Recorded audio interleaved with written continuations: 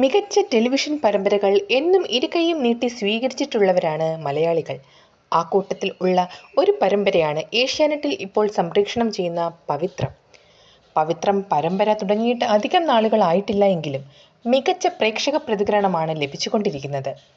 പവിത്രം പരമ്പരയിലെ വിക്രമിനെയും വേദയെയും ആളുകൾ ഇതിനോടകം തന്നെ നെഞ്ചിലേറ്റിക്കഴിഞ്ഞു. പരമ്പരയിൽ അഭിനയിക്കുന്ന മറ്റു താരങ്ങളും അവരുടെ മികച്ച പ്രകടനമാണ് കാഴ്ചവെക്കുന്നത്. പരമ്പരയിൽ വേദയുടെ അച്ഛനായ ജസ്റ്റിസ് ശങ്കരനാരായണനായി അഭിനയിക്കുന്നത് നടൻ വിനയ് മേനോനാണ്. കൊച്ചിയിലാണ് അദ്ദേഹം താമസിക്കുന്നത്. ഭാര്യ, മകൾ അടങ്ങുന്നതാണ് താരത്തിന്റെ കുടുംബം.